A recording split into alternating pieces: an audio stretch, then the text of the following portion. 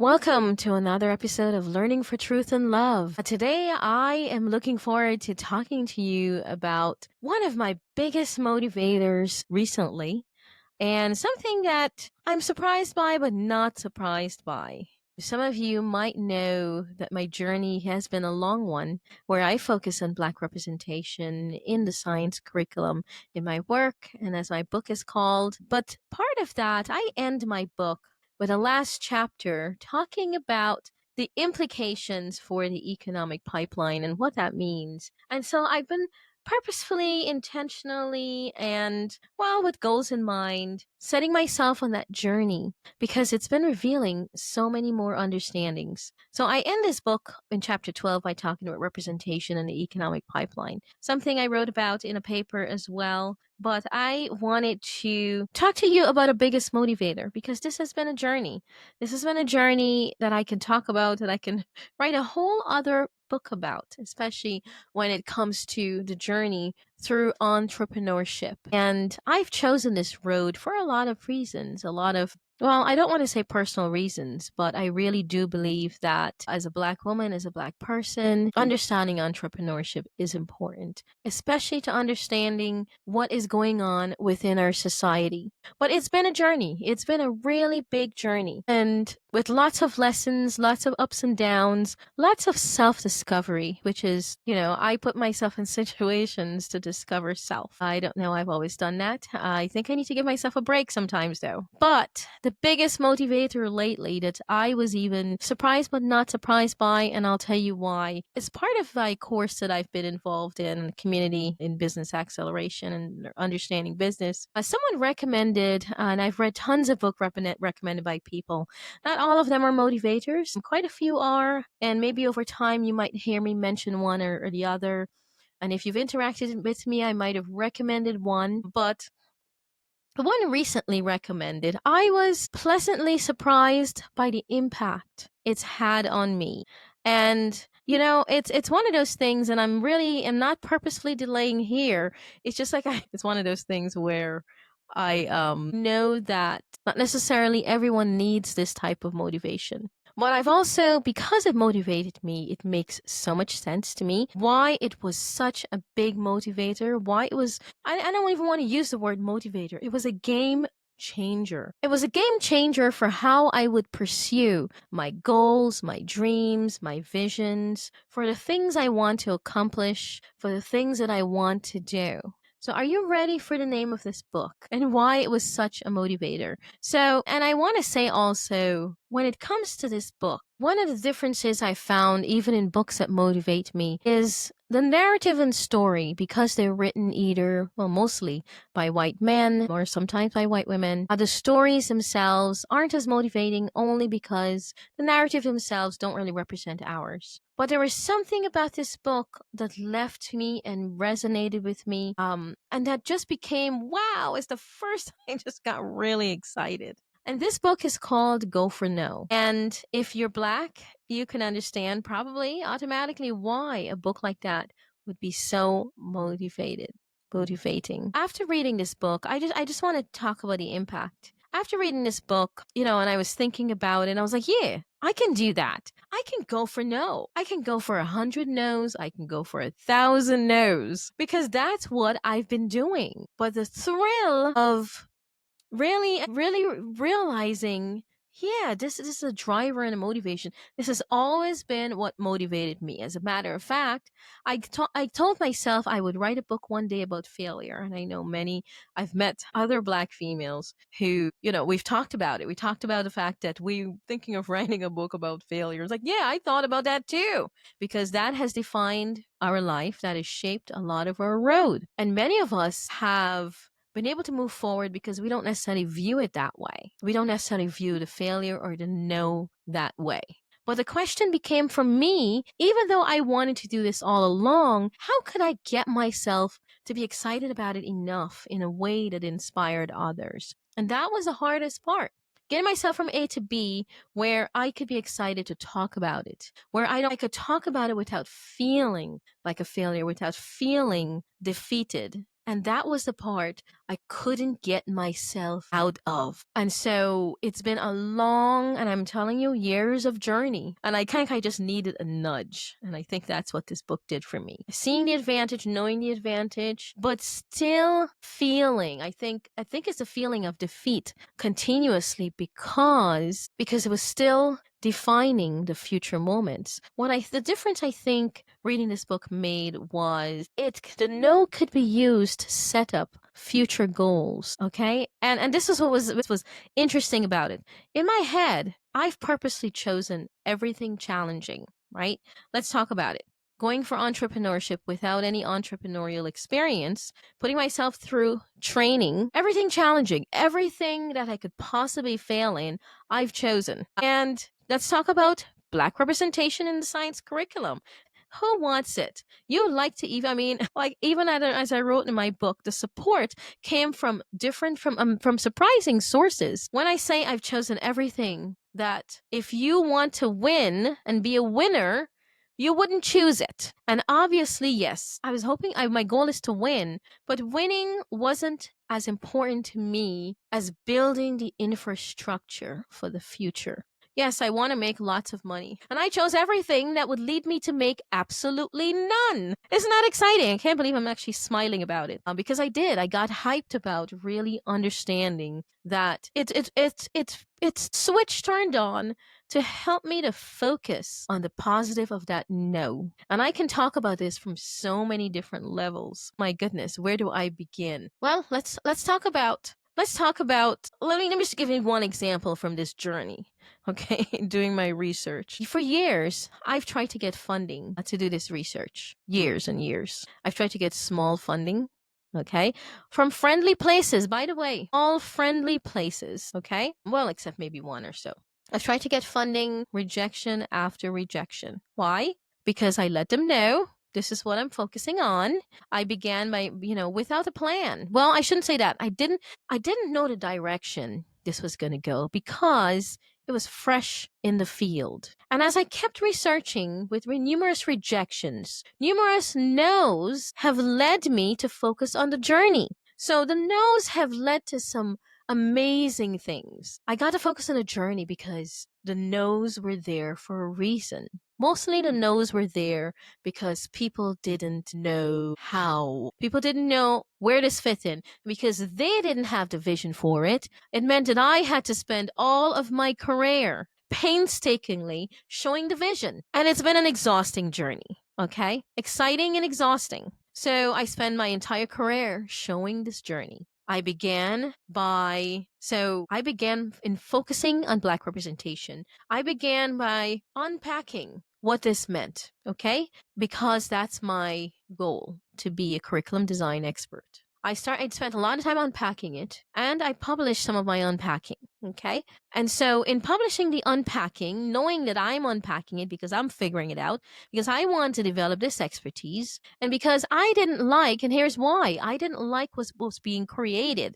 And what was being created led to results that I didn't like, I didn't admire, I didn't respect, and that also left out Black people. And even if it included them, it might be an image of someone ceremonially standing there as if the significance of their narratives were, well, as if there was no significance to the narratives or no ownership, okay? As if we didn't contribute anything and bring anything. I mean, that's been the rhetoric, right? We contributed and we brought nothing. And so that narrative just kept going on, even with people who said, oh, I'm working on inclusion, I'm working on equity. And I looked at it and I was like, okay, yeah, not what I want. So part of the uphill battle. So I started by unpacking. And then after I really got to understand, and what I did here, by the way, is unpacked what I thought were elements of great curricula.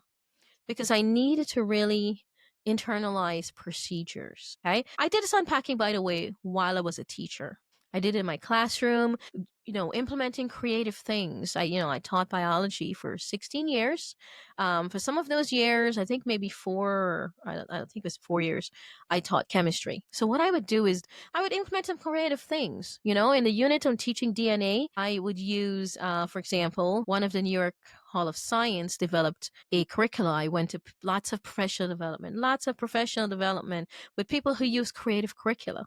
And so one of these was crime scene investigations. And so I would integrate this with my unit on looking at DNA and looking at genetics, where students can, we're solving a crime scene. I'm just giving you one example. I could give you numerous examples of things I've tried out. So I spent my teaching career unpacking, knowing that someday in the future, way in the future, right?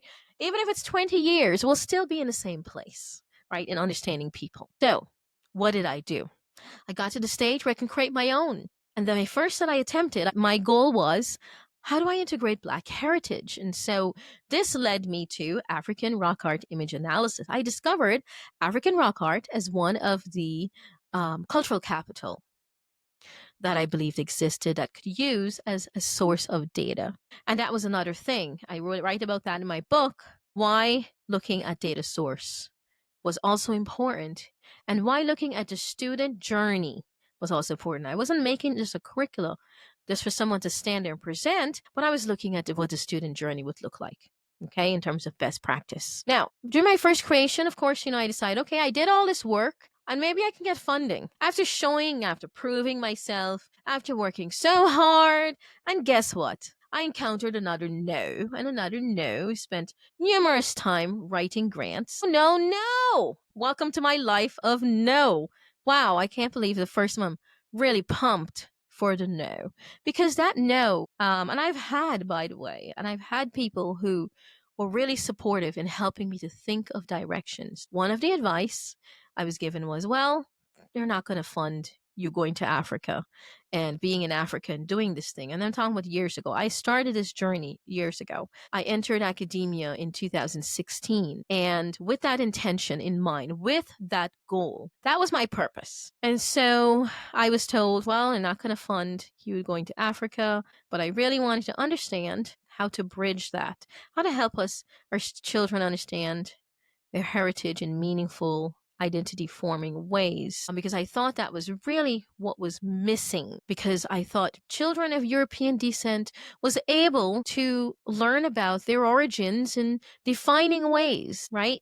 They were able to learn about their language. We had all these languages being taught for people from the origins they're in, right? We brought our origins with us. Europeans brought their origins with us, but we were never able to learn about their origins here. So yes, you're not going to be funded because, we want the money to be used here in the US. Fine. So the best thing that happened, that no, led me to think about, how do I bridge that? How do I accomplish that here? How do I accomplish that here in the United States? And through conversation, again, I'm not saying I worked on this alone. I talked to people, talked to historians, I talked to good friends who gave me advice. And then someone mentioned to me in conversation, what about the Gullah Geechee Islands in the coast of South Carolina, Georgia? They retained some of their customs, the African customs. And so I thought, wow, that's perfect, because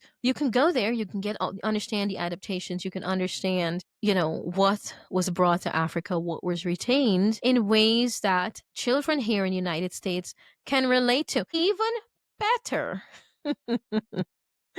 Okay. And again, that alone was a journey in itself. I mean, gosh, read about it in my book. Here it is.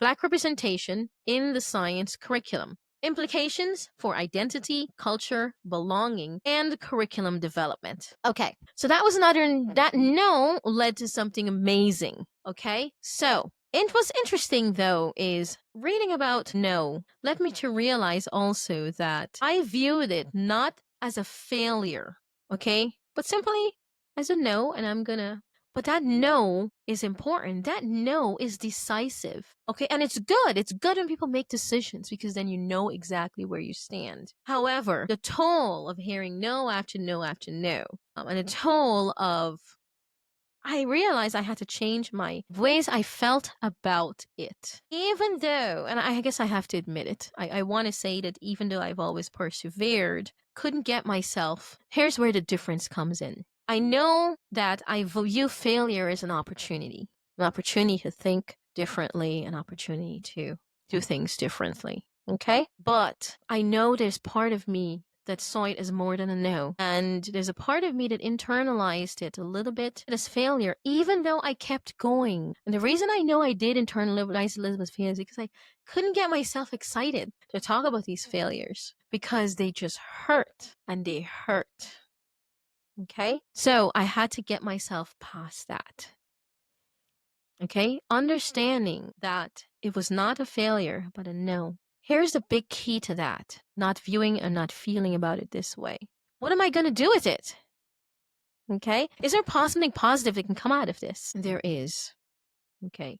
I use it now to direct my future. Go ahead, tell me no, and I'll figure out how to do it differently. Here is where that helps me today. Amidst everything that's happening, I've been prepared for what's happening today because I've been getting no all my life. Because of that, the decisions I've made for my career have been dependent on my choices, my agency, and my empowerment. I am so grateful I didn't get your yes, because if I did, my decision making, my empowerment, my choices would have been defined by your yes, which would have made it really difficult to move past challenges. I can tell you now, having friends who are Black and white, this impact of what's going on, it's been devastating for everyone, but it's been especially defeating and devastating for those who've always gotten a yes, yes, yes. Go ahead and do that. Yes, yes to that, yes to that, yes to that. Okay? Those who've had the advantage of always having yes. You see, we're always prepared for no, which allows us to face challenges, allows us to grow, allows us to move ahead. Now, you can take this in two ways. You can take it in such a way you use it as an excuse to say no. Here's the problem with people who've said yes to us. The problem is, and this is why I now theorize, this is the last stage I'm at, the last stage of my career right now, right, is where I'm focusing on theorizing about this. Other people's yeses aren't always good for us. That's what I've learned. It might appear so at first, and sometimes I've accepted them even when I know it wouldn't be good for me because I'm so curious sometimes as to how far people are willing to go. And so I've learned that a lot lately, even talking to people. And I'm going to bring it up in I have some future episodes of people I'm interviewing where things seem to be in their best interest, but the level of support they've needed. So one of the things that I found was how in even K-12 spaces, our yeses were harmful. And people sometimes said yes for all the wrong reasons. And sometimes the yeses were really intended to really facilitate failure. So I'm not going to say much about that. I'm going to write that in another book because I've been collecting data on that for years. But what I want to say is this. Observing many no's, I was tempted to be one of those who applied for those new positions. Tempted. Just for a quick second. When I say tempted, I mean it crossed my mind. That's what I meant. And please bear with me when I give this example. I'm not sharing this example to say to anyone, I told you so, because I genuinely hoped and wished that I was wrong and that it had worked out for people. But as I noted in my book, my pursuit of understanding Black representation really revealed what lay beneath. I would have been the perfect person for one of those positions on diversity and equity and inclusion. Here's why. I'm going back to some video recordings I made years ago, and then even my talk on getting to know yourself and understand others. I approached this differently because my thinking was, if you didn't get to know yourself and understand others, and if you don't get to know what motivates you or work on yourself, there's no way you would be motivated to genuinely include me. I give a successful talk, which was beneficial to all, no matter what race, no matter what ethnicity. And so in that talk, there were over 200, a little over 200 attendees, and the chat was firing off. I thought one day it'd be nice to share it, but I the chat shows who the people are, and I don't think necessarily people want themselves revealed, and I wouldn't do that without permission. So I was tempted to apply for these, but chose not to because I wasn't convinced that the effort was, at least that all of the effort was genuine. Moreover, I knew that it'd always be key players who didn't really want to see it happen. So during my transition to my current position, what I did was whenever I was asked the question what I could contribute to that institution that I interviewed with, what I said was an understanding of Black representation in the science curriculum. And needless to say, the beauty of this is I got the one job that was important to me, and I got the one job that I wanted. I purposefully did that. And in some ways, I don't know if others saw it that way, but in these positions, I was interviewing people as much as they were interviewing me. I didn't want to go into these positions dealing with certain attitudes and motivations because I knew the depth of the work I brought. And if people weren't even slightly interested in it on the surface, the only reason I would go into an institution other than an HBCU that needed this work is because I wanted to contribute to an understanding in that environment, not fight because other people had different agenda. And that's how I ensured. My goal right now, in this final stages of my career, now that I've finished doing the unpacking and I'm in a creation mode, I've begun theorizing about patterns that I see. And that's my final, well, not my final contribution, but that's my goal in contributing to the academic setting. My ultimate dream is to focus on practical products because of the creative dimensions that my life has taken me. But I want to end here by sharing a small excerpt from my work. I want to share just a few paragraphs of my book. I'm going to start on page 2 of the introduction. This section is called Why Should You Care? And I'll read one paragraph and then skip over, and I'll skip over the paragraph that has the evidence just to share some perspectives. So, page 2, why should you care? Years of conducting this research on Black representations in science have often served to reveal what's beneath the surface. Moreover, current events lead me to conclude that many might have believed they could escape this. Moreover, current events lead me to conclude that many might have believed they could escape what's beneath the surface if they're not Black, especially if they belong to a privileged group or are white. However, the field of psychology reminds us that whatever is beneath the surface, whatever shame we carry from one generation to another, will surface in some way and in some form, whether in the form of anger or perhaps redirected towards Black people. For this reason, I used to call myself the revealer of truth because I found that as a Black woman, people seemed to feel comfortable being their true selves around me. Whatever they did not show to their white friends or peers, they might reveal to the Black person they did not care about. I state some statistics to show how, what aspects of our identity we rely on each other.